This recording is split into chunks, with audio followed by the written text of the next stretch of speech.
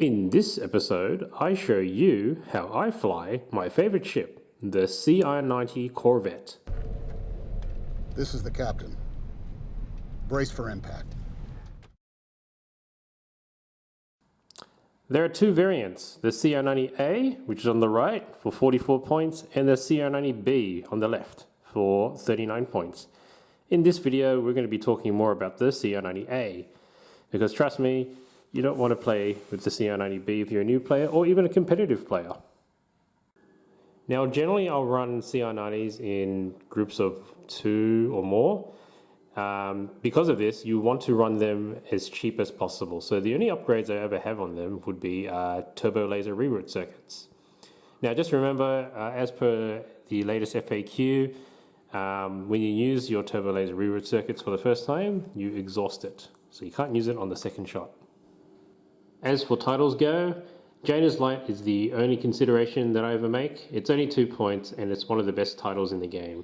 For those who don't know, Jaina's Light allows you to ignore the effects of overlapping obstacles and your attacks cannot be obstructed. So it's amazing to shoot through your own ships even. I might consider Leia Organa, the officer card, in certain lists like an Akbar list. It's only because I fly my Corvettes with concentrate fire most of the time, so I might use it to change the command dial of my MC80 or something like that.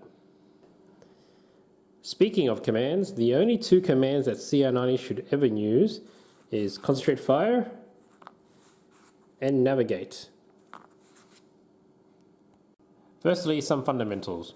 You always want your CR90s to be attacking a target that does not have an evade token. Alright, so things like ISDs, Victory Star Destroyers, MC80s, and interdictors.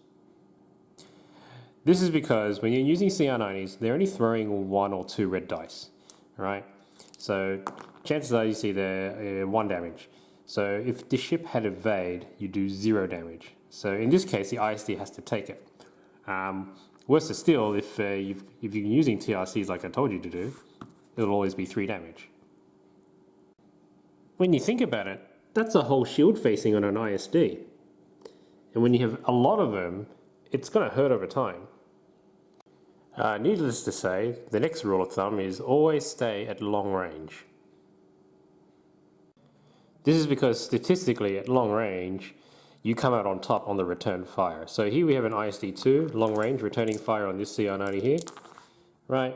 What do we got there? 3 damage. You would use your evade and dodge that, and there, you take 1 damage compared to the 3 that you did back. The third rule of thumb is always get a double arc wherever you can. So whenever you navigate the board, always keep in mind that you're trying to get a double arc. One of the easiest ways I find to do this is if you're already at long range, traveling at speed 2 or 3, so long as you have the click at the end at 2 and the other click at 1, this should get you a double arc most of the time.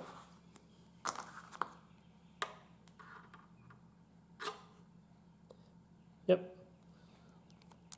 Of course, you have to remember to take into account if your target ship has activated or not and where it's going to be in relation to where you're going to be. So if you've activated and you've got to go, for example, let's move. Alright, so here you can see I've only got front arc, I don't have the double arc, but this ISD has to move forward. And here I'm only in the side battery, so I can cop that next turn. It definitely will survive because it's maximum, possibly 6 damage if you get 2 doubles on the red, which you most likely won't. Right? On average, that attack should work out to be 2 to 3 damage, which you can redirect. Yeah, so most big targets like this will be traveling at speed 2. So this is what it will probably look like. Right, and boom, double arc.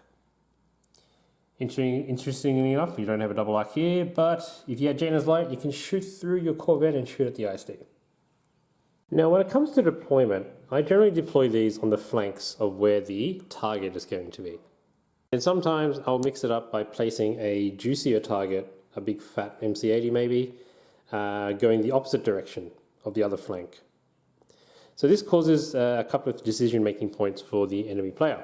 So here, they'll either have to go for the MC80, right, or go for these juicy Corvettes. So you can see here, the ISD has gone for the MC80 and the Corvettes have double arcs all the way around. So that's a dead ISD. And in fact, I do this in one of my videos against, I think it's Support Officer Cooper. Now you've got to remember, they're a pretty fragile ship. So there are a couple of weaknesses inherited with this, such as fast moving demolishers. They eat up Corvettes really easily. And of course another ship is the MC30. They get in there and they just, wreck things up. So you've got to keep in mind things like hyperspace assault maybe, and how fast ships like Demolisher and MC30s are traveling in relation to your Corvettes. Also, these two ships have dodge. Evade. So you firing back at them won't be as effective as when they get up close to you and launch torpedoes. Just to show you guys how effective these ships are against Corvettes, we'll simulate an MC30 attack on this Corvette here with a double arc. So firstly, we'll do the front. All right, ordnance experts this one, because MC30s will always have that. So they'll accuracy your redirects, you take an APT, so it's down to 3 hull, and then it takes 3 damage to the front, so now it's down to 2 hull. Right, and then it'll do the second attack. Right, pretty abysmal roll, but they will do ordnance experts, and yeah, that's enough to kill you, because they'll accuracy your redirect again, and we were on 2, so that was enough. Also, don't forget, obviously, bombers and other squadrons will cause Corvettes a lot of heartache, so make sure you have your own fighter screen as well, or at least take it into consideration. In terms of fleet building, 1 or 2 of these can easily complement any fleet. They act like a miniature gunboat. I'm playing one right now with my Akbar Home 1 fleet. In terms of Admirals, they tend to work with nearly any of the rebel Admirals, but they shine the most with Admirals like Mon Mothma, Dodonna, Kraken especially, Akbar obviously, and Riken. Alright, speaking of Riken, I will touch on this. There is one CR90B build out there. It's basically a swarm of Corvettes, 6 to 8 of them, all with engine techs. One of them has Riken on it. And the basic idea is you choose their most expensive ship, and then you send all your CR90s at it. You purposely ram into it, and then you ram into it again with engine techs. And then you take your shots. 1 or 2 of your Corvettes might die, but you have Riken, so one of them stays alive now. And then you drink their tears. Keep in mind though, because of the recent FAQ changes on Riken, it's not as effective because he can only keep 1 ship alive, not multiple ships as he did before. Anyways guys, that's how I fly CR90 Corvettes. I hope you found this video helpful, and good luck at your regional events. There'll be more videos like this to come. If you'd like to help us out, donate on our Patreon page.